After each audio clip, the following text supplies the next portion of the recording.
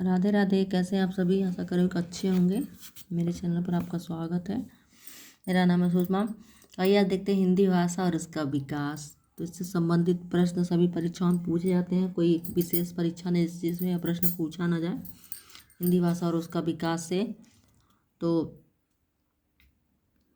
ये है, यहाँ से भी बहुत प्रश्न पूछे जाते हैं। अपभ्रंश हिंदी जिस भाषा धारा से विकसित और दैसिक और कालिक रूप का नाम है, भारत में उसका प्राचीनतम रूप संस्कृत है।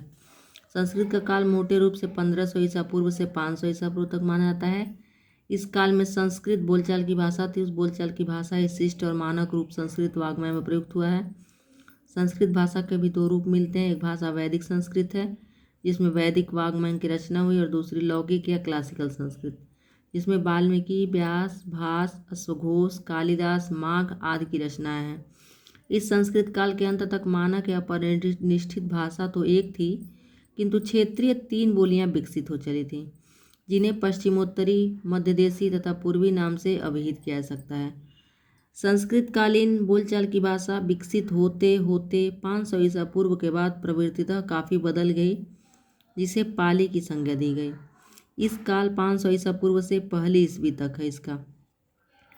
तो बौद्ध ग्रंथों में पाली का जो रूप मिलता है वह इस बोलचाल की भाषा का ही शिष्ट और मानक रूप था। इस काल में क्षेत्रीय बोलियों की संख्या 4 हो गई थी: पश्चिमोत्तरी, मध्यदेशी, पूर्वी और दक्षिणी। पहली ईस्वी तक आते आते यह बोलचाल की भाषा और परिवर्तित हुई तथा पहली ईस्वी से 500 ईस्वी तक इसका रूप प्राकृत हो गया। तो पहले संस्कृत, पाली, प्राकृत। इस काल में क्षेत्रीय बोलियां कई थी, जिसमें मुख्य सौरसेनी, पैसाची, ब्राचड़, महाराष्ट्री, मागधी और अर्धमागधी थी। प्राकृतिक से ही विभिन्न क्षेत्रीय अपभ्रंशों का विकास हुआ। अपभ्रंश भाषा का काल मोटे रूप से 500 ईस्वी से 1000 ईस्वी तक है।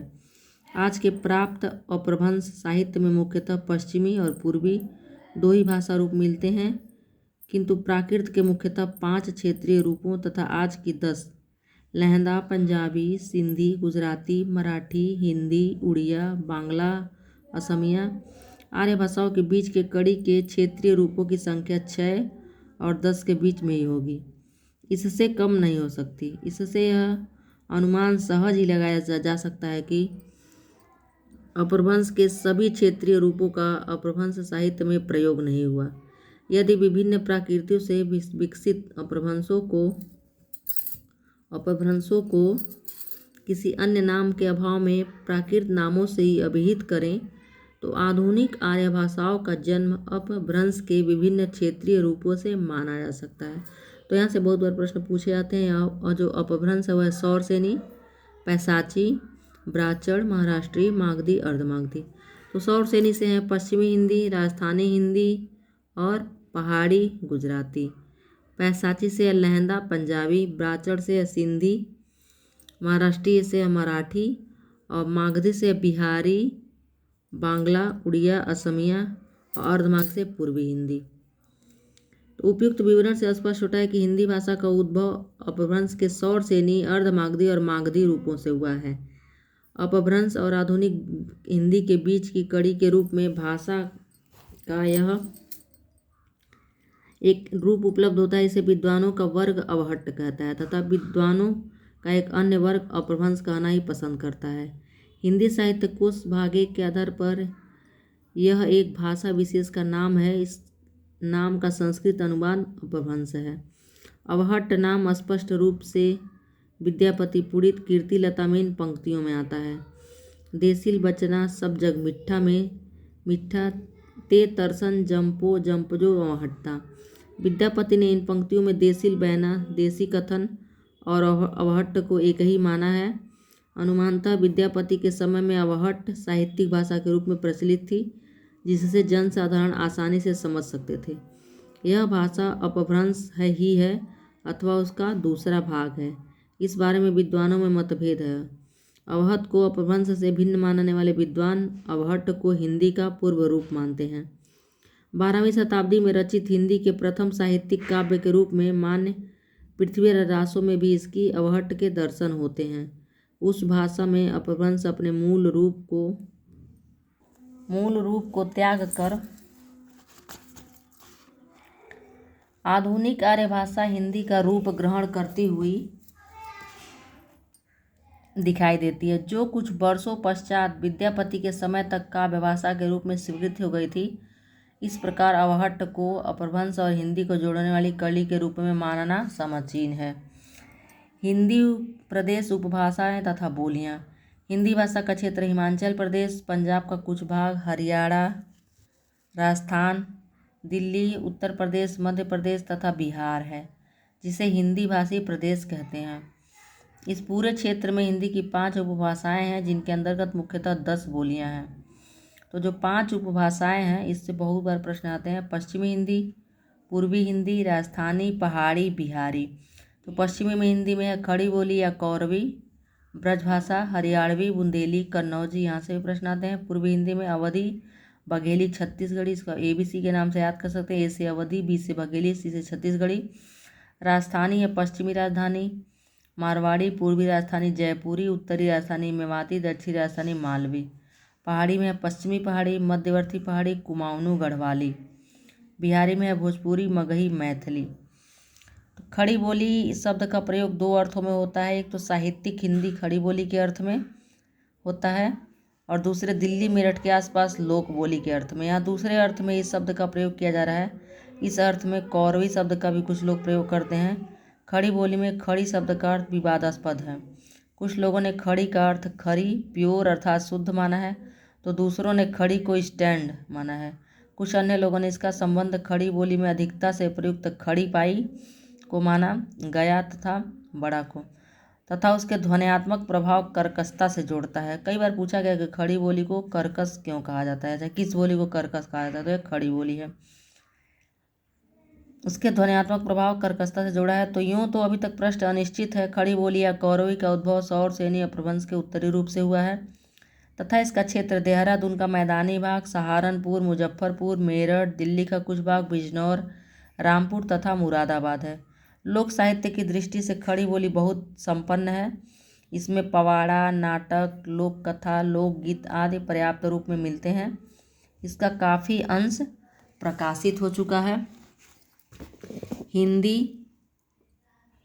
उर्दू, हिंदुस्तानी तथा दक्षिणी एक सीमा तक खड़ी बोली पर आधारित है। इसके बाद है ब्रजभाषा। इसका पुराना अर्थ है पशुओं या गौओं का समूह, चारागाह आदि। ब्रजभाषा का इसका विकास सौर सेनी प्रभंश के मध्यवर्ती रूप से हुआ है। इसका जो क्षेत्र है वह आगरा, मथुरा, अलीगढ़, धौलपुर, मैनपुरी, एटा, बदायूं, बरेली तथा आसपास के क्षेत्र। साहित्य में और लोक में दोनों की दृष्टि से यह भाषा जो है ब्रजभाषा बहुत ही संपन्न है। और इसके जो प्रमुख कवि हैं सूरदास, तुलसीदास, नंददास, रहीम, रसखान, बिहारी देव, रत्नाकर आदि। अगला है हरियाणवी। तो हरियाणा शब्द की व्युत्पत्ति का विवादास्पद है। हरिधनयान, कृष्ण का यान इधर से द्वारिका गया था, इसलिए इसको हरिधन, अरण्य, हरावन तथा अहिर, आना, राजपुताना, तेलंगाना की तरह आदि कई मत दिए गए हैं, किंतु कोई भी सर्वमान नहीं है। हरियाणा का विकास उत्तरी सौरसेनी प्रवंश के पश्चिम रूप से हुआ है, और इसका खड़ी बोली अहिरवादी, मारवाड़ी, पंजाबी तक घिरी। इस बोली को कुछ लोग खड़ी बोली का पंजाबी से प्रभावित मानते हैं। अगला है बुंदेली। बुंदेली राजपूतों के कारण मध्य प्रदेश तथा उत्तर प्रदेश की सीमा रेखा के झांसी, छतरपुर, सागर आदि क्षेत्रों में बोली जाती है। बुंदेली में लोक साहित्य काफ़ी प्रचुर मात्रा में है, जिसमें ईसुरी का फाग बड़े प्रसिद्ध हैं। और हिंदी का जो प्रसिद्ध है लोक गाथा आल्हा, जिसे हिंदी साहित्य में भी स्थान मिला है, मूलतः बुंदेली की एक उपभाषा बोली बनाफरी में लिखा गया था। अगला है कन्नौजी। कन्नौज संस्कृत का निकुंज इस बोली का केंद्र है, अतः इसका नाम कन्नौजी पड़ा। यह भी सौरसेनी प्रभंश से ही है और यह ब्रजभाषा की उपभाषा है। अगला है अवधी। अवधी का केंद्र अयोध्या है। अयोध्या का विकसित रूप ही अवध है, जिसे अवधी शब्द बना है। इसके उद्भव के संबंध में विवाद है। अधिकांश विद्वान इसका संबंध अर्धमागधी से मानते हैं। अवधी का जो क्षेत्र वह फतेहपुर, मिर्ज़ापुर, उन्नाव, रायबरेली, सीतापुर, फैजाबाद, गोंडा, बस्ती, बहराइच, सुल्तानपुर, प्रतापगढ़, बाराबंकी आदि है। अवधी में साहित्य तथा लोक साहित्य दोनों ही पर्याप्त मात्रा में है। और इसके जो मुख्य कवि हैं वह कवि मुल्ला दाऊद, कुतुबन जैसी, तुलसीदास, उस्मान, सवल सिंह आदि। अगला है बघेली। बघेली का क्षेत्र राजपूतों के आधार पर रीवा तथा इसका आसपास का क्षेत्र है। अब यहाँ से रीवा का क्षेत्र है, इसको बघेलखंडी या बघेली कहते हैं। बघेली का उद्भव अर्धमागधी से हुआ है और इसको क्षेत्रीय रूप प्राप्त है।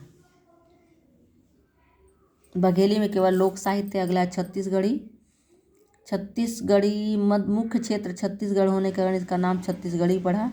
अर्धमागधी अपभ्रंश के दक्षिणी रूप से इसका विकास हुआ है। इसका क्षेत्र सरगुजा, कौरिया, बिलासपुर, रायगढ़, खैरागढ़, रायपुर, दुर्ग, नंदगांव, कांकेर आदि हैं। छत्तीसगढ़ी में भी लोक साहित्य है। पश्चिमी राजस्थानी। राजस्थानी का यह रूप पश्चिमी राजस्थान अर्थात जोधपुर, अजमेर, किशनगढ़, मेवाड़, सिरोही, जैसलमेर, बीकानेर आदि में बोला जाता है। इसे मारवाड़ी कहते हैं। सौर सैनी अपभ्रंश से इसका विकास हुआ है। मारवाड़ी में साहित्य तथा लोक साहित्य दोनों ही पर्याप्त मात्रा में है। मीरा के पद इसी में है, पश्चिमी राजस्थानी में। अगला है उत्तरी राजस्थानी। उत्तरी राजस्थान में इसका क्षेत्र अलवर, भरतपुर तथा आसपास है। मेयो जात के इलाके मेवात के नाम पर इसे मेवाती भी कहते हैं। इसकी एक मिश्रित बोली अहिरवाटी है जो गुड़गांव, दिल्ली तथा करनाल के पश्चिमी क्षेत्रों में बोली जाती है। इस पर टिप्पणी हरियाणवी का काफ़ी प्रभाव है। मेवाती में केवल लोक साहित्य। उत्तरी राजस्थानी का उद्भव सौर सैनी अपभ्रंश से हुआ है। पूर्वी राजस्थानी। राजस्थान के पूर्वी भाग में जयपुर, अजमेर, किशनगढ़ आदि में बोली जाती है। इसकी प्रतिनिधि बोली जयपुर है, जिसका केंद्र जयपुर है। दक्षिणी राजस्थानी का केंद्र इंदौर, उज्जैन, देवास, रतलाम, भोपाल, होशंगाबाद तथा इसके आसपास का क्षेत्र है और इसमें केवल लोक साहित्य है। सौर सैनी अपभ्रंश से इसका विकास हुआ है। पश्चिमी पहाड़ी। जंसौर, सिरमौर, शिमला, मंडी, चंबा तथा इसका आसपास इसका क्षेत्र है। सौर सैनी अपभ्रंश से विशेष बोली में केवल लोक साहित्य है। अगला है मध्य पश्चिमी पहाड़ी। जौनसर, सिरमौर, शिमला, मंडी, चंबा तथा आसपास इसका क्षेत्र है। सौर सैनी अपभ्रंश से विकसित में केवल लोक साहित्य है।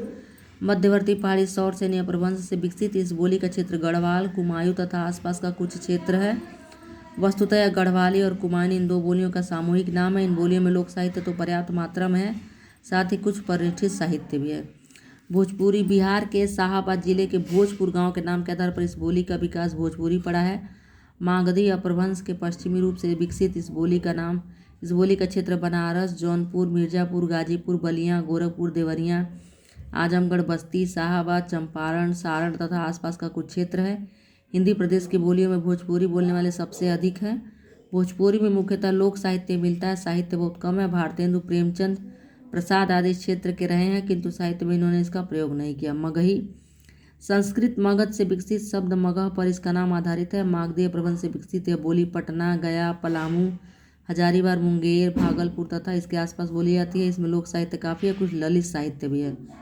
उसके बाद से है मैथिली। तो मैथिली मागधी अपभ्रंश के मध्यवर्ती रूप से विकसित यह बोली हिंदी और बांग्ला क्षेत्र की संधि पर मिथिला में बोली जाती है। दरभंगा, मुजफ्फरपुर, पूर्णिया तथा मुंगेर आदि में इसका क्षेत्र है। लोक साहित्य की दृष्टि से मैथिली बहुत संपन्न है, साथ ही इसमें साहित्य रचना अत्यंत प्राचीन काल से होती चली आई है। हिंदी साहित्य को विद्यापति जैसे रससिद्ध कवि देने वाले का श्रेय मैथिली को ही है। इसके अतिरिक्त गोविंद दास, रणजीत लाल, हरमोहन झा आदि भी इनके साहित्यकार हैं। तो यह थे जो बोलियां हैं, उपभाषाएं और बोलियों से संबंधित कुछ संक्षेप में तथ्य।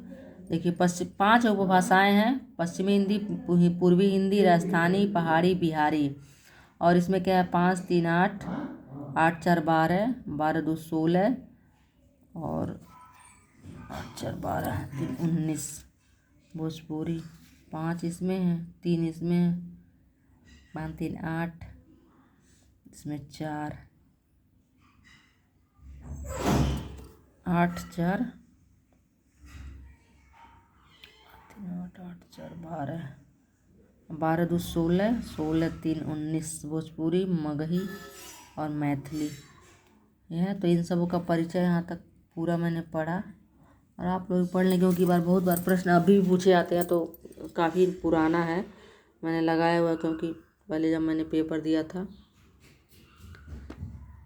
तो अगर आपको अच्छा लगे तो ज़रूर लाइक करें, सब्सक्राइब करें, शेयर करें और इससे संबंधित अगले वीडियो में हम लोग प्रश्न उत्तर हल करेंगे। धन्यवाद।